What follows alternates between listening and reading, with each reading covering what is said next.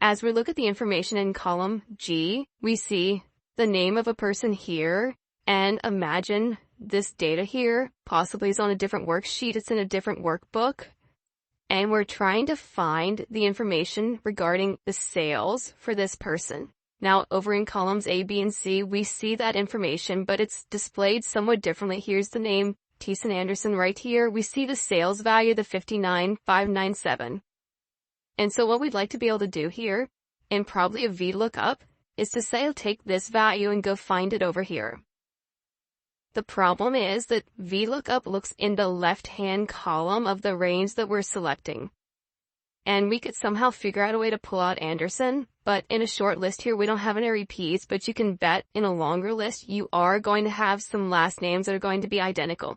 So what we're really looking for here is that combination of names as we see these two here. And if we start to use a VLOOKUP immediately, even if you're familiar with various concatenation techniques and other ideas, other possibilities in Excel, in effect, you're trying to say, let's take this value and locate it. And then we start to think, well, I guess we could put these together, couldn't we? But we need to find information in the left-hand column. That would be here. And then we've got to go into column 3 to get the data. And so if you start to kick this around, you realize this is not going to work the way we see this now.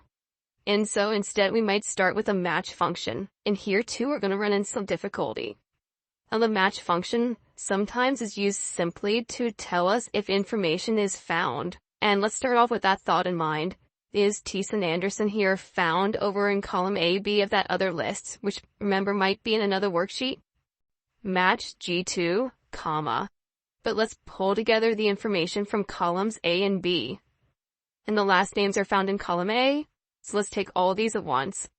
And we're going to be using an array to pull these together. We'd like to take not just A2 and B2, and then A3 and B3, but all of column A, as well as all the data in column B. But to make these entries match up, we need to also put in here, by way of a concatenation symbol, we need to put in double quote, comma space, double quote. In other words, we need to take the last names as they appear in column A, put in a comma space, one more and there, and the information from column B. And we must find an exact match, so the third argument in the match function is 0. Second argument here, of course, is quite large. We're looking here in column A, along with comma and a space in column B. And you can't deal with cells like this without making this an array formula, so we must hit Control, Shift, Enter. And if found, this tells us where within the array was found. It was found in the 11th position, and that's actually the 12th row because we were looking at data starting right here. So we could have changed this. We could have started at A1. I'll do it anyway to show you how that might play out a little bit. And B1. And this time, Control, Shift, Enter. So at least it matches up the row number. It's a little easier to verify.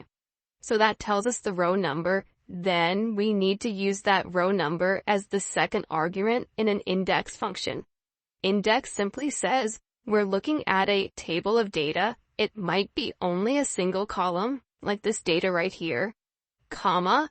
This tells us the row number. And since it's only a single column, we don't need a column number. We do need a right parenthesis. It's still an array formula. Control, Shift, Enter. And there's that answer that we were looking for. There it is right there, Thiessen Anderson, 59,597. And before copying this, we'd want to make sure that we've cut absolute addresses, so the form is going to look even more complex as we throw in those $signs with the F4 key. And we'll need to do that here also and here. And again, it just makes the complexity of the formula look greater. It doesn't necessarily Control, Shift, Enter, copy these down the column. And now we have the answers for all persons here, except there are two situations where we didn't even find the name. Now, had we done the match function first for all these, that would have popped out immediately. But Renee Hood, as we see here, and we find it over here in the list, but look at the way her first name is spelled. That's an obvious difference. And with Yvonne Randall right here, that's Y-V-O-N-N-E. This is Y-V-O-N-E, and of course that's going to happen from time to time. But as we look at this formula again, the combination of index and match, it's an array formula. Now remember, you're not seeing those braces until you hit Control-Shift-Enter, but incredible power here. There's just no other easy way to do this.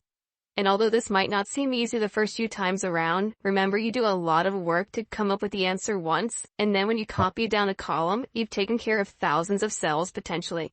There's no question this is one of Excel's greatest power tools, an array formula, and often used with other functions together.